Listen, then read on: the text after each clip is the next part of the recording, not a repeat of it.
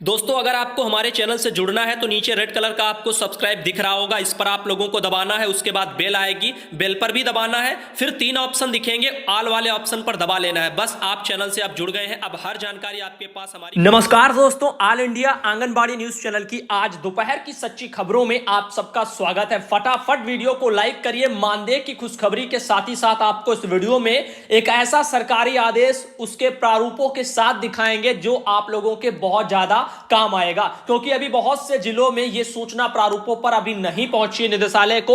आप सबके लिए वो प्रारूप बहुत ही ज्यादा जरूरी है। हिंदी में एक एक कॉलम को आपको हम समझा देंगे। सबसे पहले बता दें, मानदेय की खुशखबरी यानी मानदेय की खबर कहां से आ रही है। यह 5650 रुपया एक महीने का यह मानदेय है, अंडर प्रोसेसिंग में लग चुका है। और ये जो बहन है, देखते हैं कहां से उन्होंने मैसेज किया हुआ है। तो सबसे पहले आपको बता दें, इसमें लिखा है, नमस्ते भाई, मैं अनीता कुमारी, बिहार जमुई जिला प्रखंड वगैरह झाझा से हैं। अनीता कुमारी भाई, एक महीने का मानदेय आया है। तो बिहार के जमुई जिले में आंगनबाड़ी बहन है अनीता बहन, उनका एक महीने का पैसा उनके खाते में लगा हुआ है अंडर प्रोसेसिंग में। अब यहां पर देख लीजिएगा, बिहार की और भी जो भाई बहन है, आप सब भी धैर्य रखिए। अगर आपके वहां पैसा आएगा तो खातों में लग जाएगा, इंतजार कर लेना। इसके आगे और देखते हैं कहां से क्या मानदेय के विषय में या अन्य तरह के पैसों के बारे में जानकारियां आ रही हैं। अगला एक मैसेज जो है लगा हुआ है रेखा कुमारी बहन का, और उन्होंने लिखा है कि हम बिहार से हैं, बेगूसराय जिले से हैं। रेखा यादव,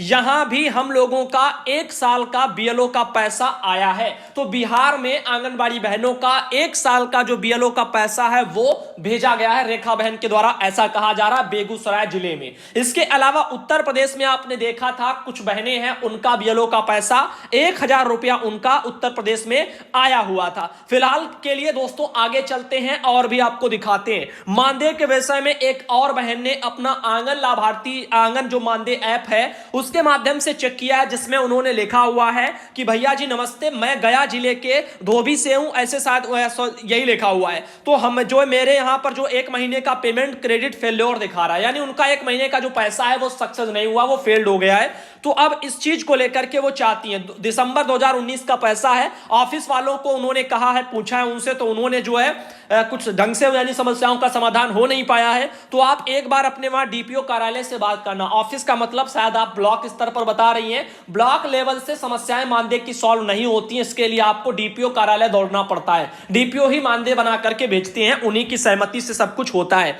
अब आगे चलते हैं और देखो यहां पर आप चाहो तो इसमें इससे समझ सकते हो। देखो, सेंड टू डीपीओ, जो भी मानदेय है जब वो आपका जनरेट होकर के सैलरी भेजी जाती है तो डीपीओ के पास भी जाता है, उसके बाद फिर वो हेडक्वार्टर को जाता है, फिर हेडक्वार्टर से फिर बैंक को जाता है। यानी जो आपके सहमति या यूं कहें मानदेय जो बनता है वो डीपीओ के स्तर से ही बनवाया जाता है। आगे बताते हैं और आपका ये देखिए एक और मैसेज आया है। हम सेविका बहन है, जिला खगड़िया थाना, आपका वेलदौर वगैरह से हैं। हमारा लंबित मानदेय अप्रैल 2020 से अभी तक नहीं आया है, जो कि आज 2020 का अंतिम दिन है, ऐसा उनका कहना है। तो बहन 2020 का ये अंतिम दिन है आपके इस हिसाब से, लेकिन वित्तीय वर्ष जो है अभी मार्च तक आपका चलेगा। 1 अप्रैल से वित्तीय वर्ष आपका बदलेगा। तो अभी आप लोगों के पास समय है, लेकिन वैसे भी आपका पैसा पहले का है, तो आप इसके लिए भी अपने वहां डीपीओ कार्यालय से एक बार संपर्क कर लेना। अगर आपकी समस्या आपके जो है ब्लॉक के लेवल से सॉल्व नहीं कर पा रही है आपकी सुपरवाइजर या सीडीपीओ, तो आप एक बार डीपीओ कार्यालय जाइए, समस्या का समाधान आपका वहीं से होगा।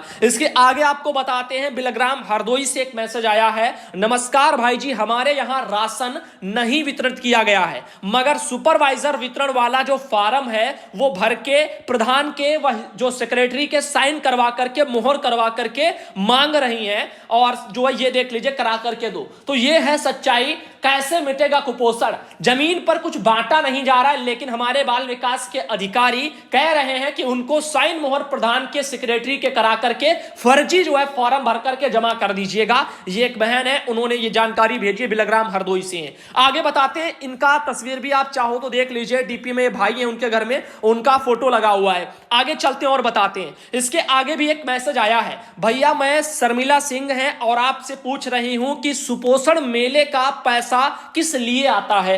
सुपोषण मेले का पैसा भाई सुपोषण मेला मनाने के लिए आता है, जाहिर सी बात है, सभी लोग जानते हैं। आगे है, सुपरवाइजर मैडम के द्वारा सीडीपीओ सर मांग रहे हैं वो पैसा। पैसा, यानी जो सीडीपीओ है वो सुपरवाइजर के थ्रू पैसा मांग रहे हैं, वही सुपोषण मेले वाला। इसमें लिखा है बलिया जिले से, शायद मुरली छपरा वगैरह ब्लॉक है, वहां से ये है, जबकि वो पैसा मार्च में ही आया था, लॉकडाउन लग गया, आज वो पैसा अधिकारी मांग रहे हैं इस तरीके से। अब देख लीजिएगा कैसे सुपोषण मेले के लिए जो पैसा आता है उसको सीडीपीओ खा जाते हैं, सुपरवाइजर के थ्रू जो है निकलवा करके मांग लेते हैं। कैसे मिटेगा कुपोषण?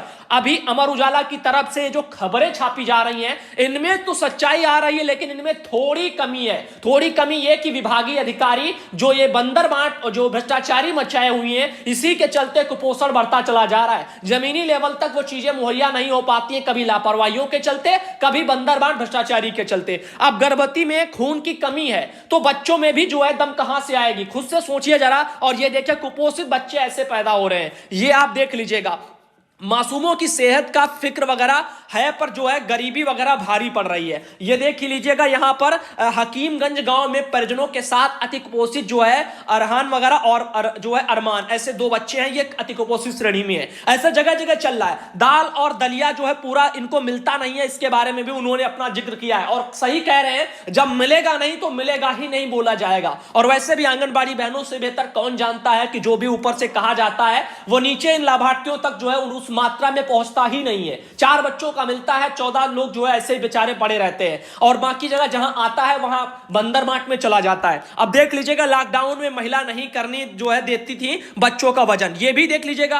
आंगनबाड़ी बहन होंगी, उनका अपना ये कहना होगा। फिलहाल के लिए आगे चलते हैं। कुपोषण को लेकर के स्थितियां ऐसे ही बनी है, इनमें जो एक बड़ा हाथ, बड़ी लापरवाही जो है हमारे बाल विकास के अधिकारियों की भी है। वो जिम्मेदारी नहीं उठा पा रहे हैं और जहां कहीं है उठाने लायक तो वो भ्रष्टाचारी कर रहे हैं, वो पैसा गबन करने के चक्कर में रहते हैं। अब सुपोषण मेले का पैसा उनके जो है पेट में खटक रहा है मलाई चाटने के लिए, अब उसकी भी वो लोग मांग करते हैं। ऐसे बहनें परेशान होकर के बताती रहती हैं। अब आगे और बताना चाहेंगे आपको। सुधांशु भैया नमस्कार, मैं आंगनबाड़ी संतोष कुमारी, जिला सीतापुर ब्लॉक, रेउसा से हैं, रामपुर वगैरह गढ़वा से। ये मेरे यहाँ कच्चे राशन का वितरण स्वयं सहायता समूह ने दबंगई दिखाकर के वितरण किया है। मेरे केंद्र में 1 से लेकर के यानी 193 लाभार्थी हैं टोटल। स्वयं सहायता समूह ने 62 लाभार्थी को दिया है और मेरे से जो है शेष लाभार्थी जो रह गए हैं उनको देने से मना कर दिया है। मेरे कुल केंद्र का जो राशन है वो 6 कुंटल था, उसमें से जो है सिर्फ 1.5 कुंटल ही वितरित किया गया है। मैंने कहा बाकी लाभार्थी को कब दोगे?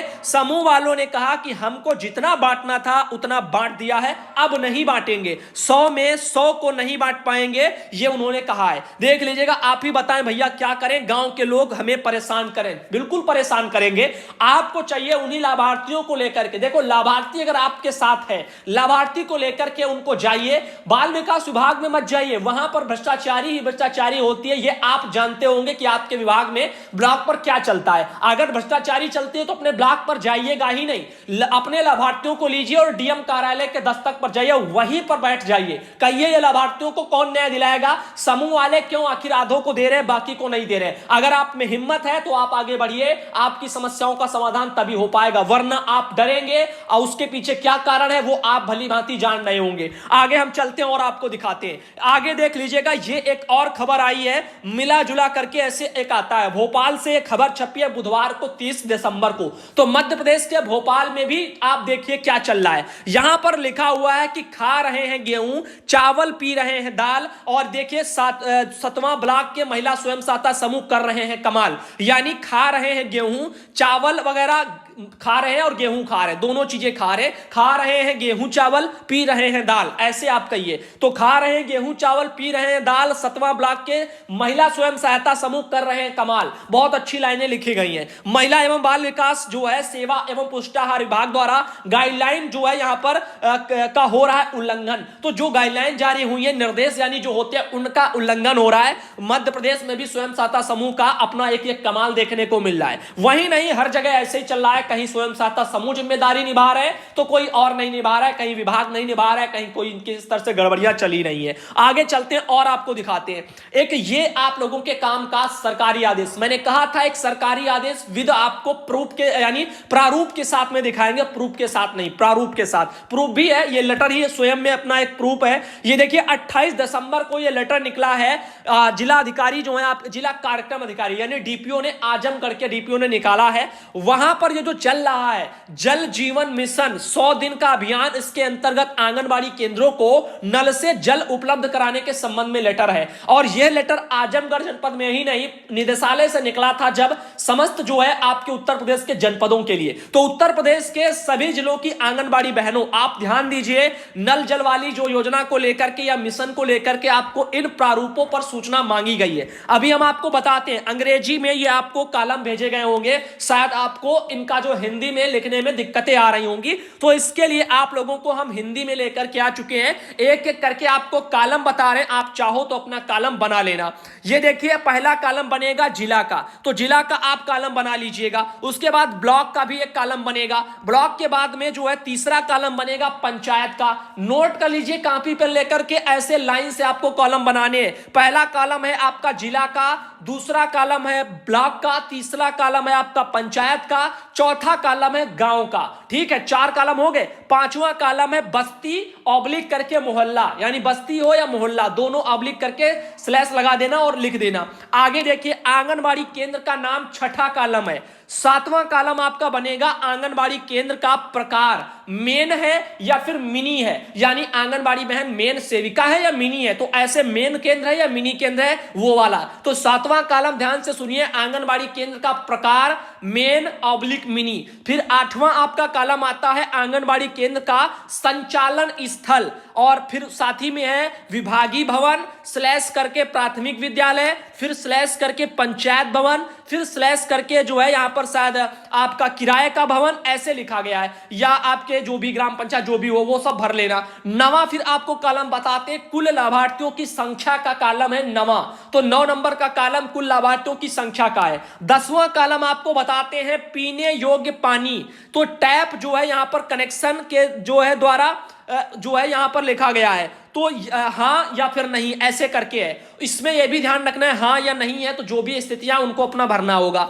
11वां कॉलम है पेयजल आपूर्ति हेतु अंतरिम जो है यहां पर उपाय क्या है, और ब्रैकेट में लिखा है हैंड पंप, और साथ ही साथ जो है यहां पर प्राथमिक जो वगैरह विद्यालय से संबंध करके ऐसे लिखा हुआ है। तो इसमें आप देख लेना, अगर हैंड पंप है तो हैंड पंप वगैरह आप इसमें लिख देना, लिखना है हैंड पंप हाँ या ना नहीं लिखना है, इसमें हैंड पंप लिख देना अगर है। साथ ही साथ जो है 12वां कॉलम है हाथ धोने की सुविधा की उपलब्धता, हां ऑब्लिक करके नहीं, जो ऐसी है स्थितियां वैसी स्थितियां दर्ज कर दीजिए हां या नहीं में। फिर है आपका 13वां कॉलम लड़के और लड़कियों के लिए अलग अलग शौचालय की सुविधा, हां ऑब्लिक करके नहीं, अगर है तो हां नहीं है तो नहीं, ऐसे भरना है। 14वां कॉलम है शौचालय में पानी की उपलब्धता, हां या फिर नहीं, तो उसमें भी आपको भरना है। उसके बाद 15वां कॉलम है शुष्क शौचालय की उपलब्धता, हां या फिर नहीं, तो देख लीजिएगा शुष्क शौचालय की उपलब्धता लिखा है 15 में।